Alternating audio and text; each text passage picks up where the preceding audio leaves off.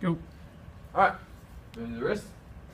I'm going to start with a muscle test. Make sure it is. Yeah, okay, I got about 4 here, grade 4, so we'll go ahead and do the protocol. So we have the scaphoid, we have the triquetrum, we have the lunate,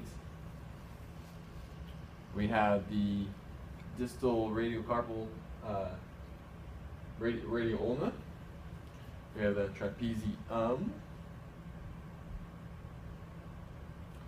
then we have the carpal metacarpal spread,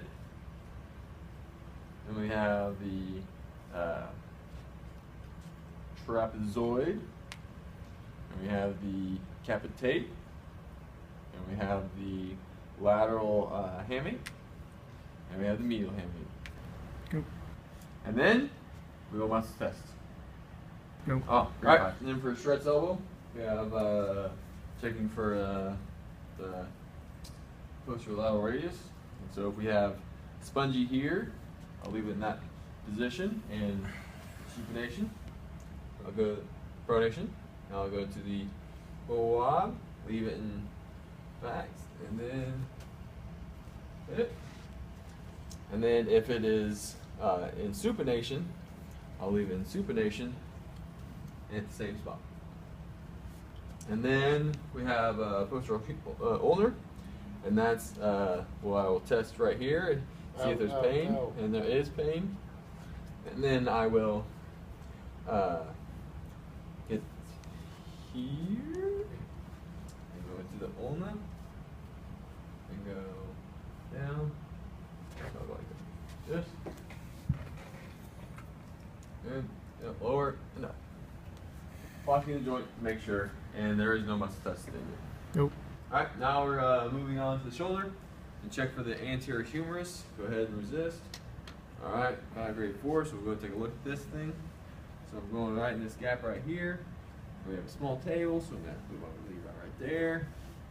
Go ahead and look away, thank you. Oh, let me put my thing on. Alright, got it on, safety. And right in the gap. Alright, and then this is my pressure hand, 10 to 15. This is my speed hand.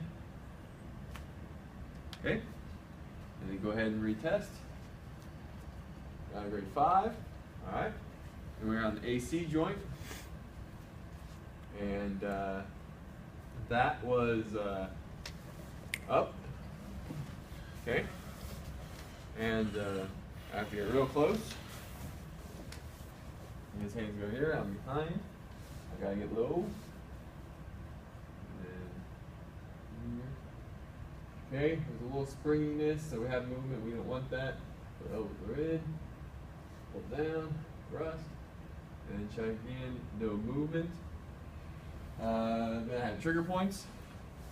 So we have 1, 2, those at the same time. Okay. And then 3 is Terry's. And then 4 is levator scap. So right there, so right up here. Okay. And then 5, 6. Okay. And then 7, 8. And then 9. Okay. 3 points. So we have scapulothoracic mobilization.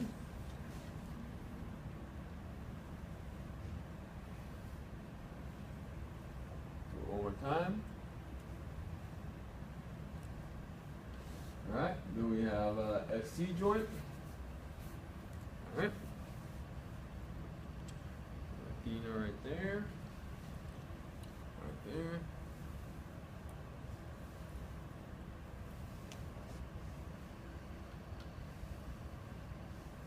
Okay. Then we have a superior humerus. We have a superior humerus.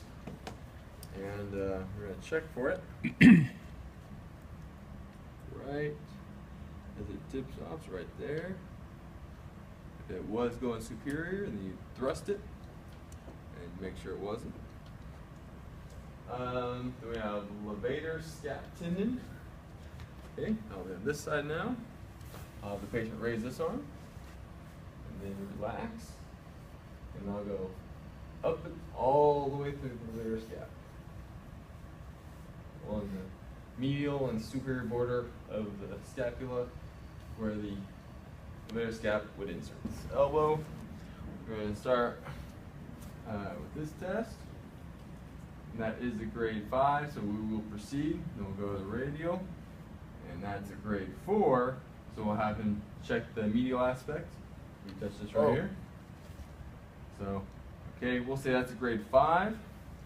So then that's a problem.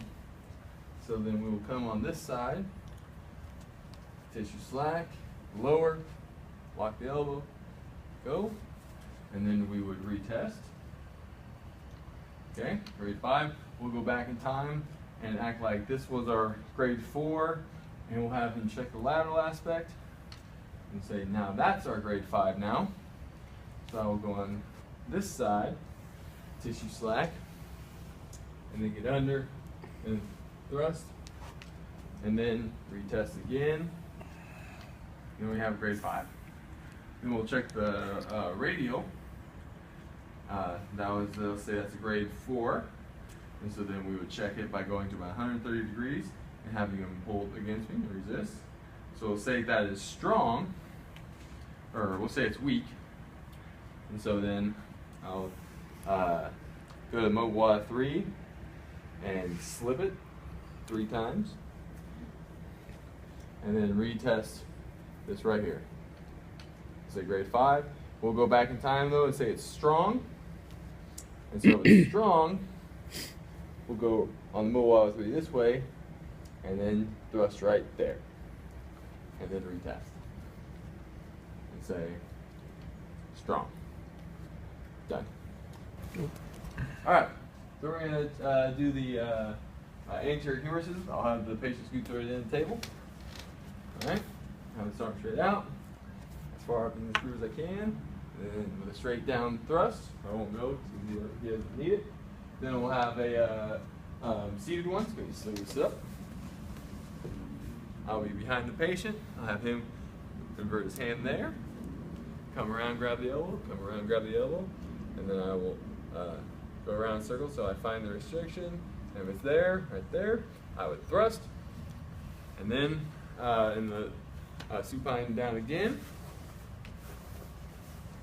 can you put your hand just how you had it before?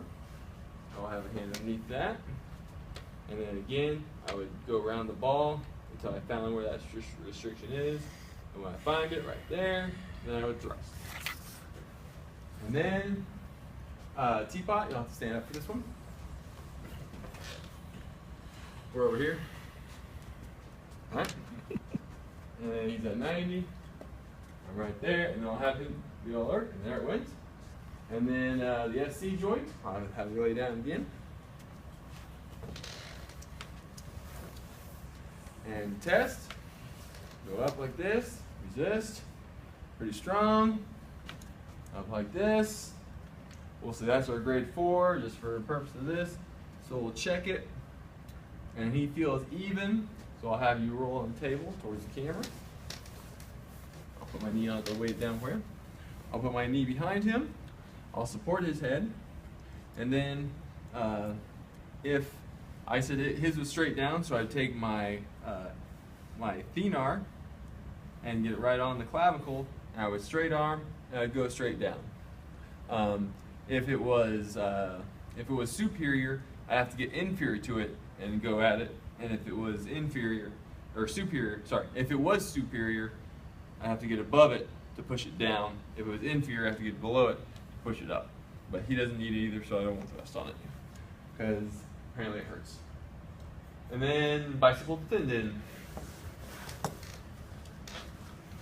So I'll have him put his arm across his body, and I'll find the groove right there, and I'll get on the lateral aspect of it, straighten the arm, and then I'll thrust that tendon back in place.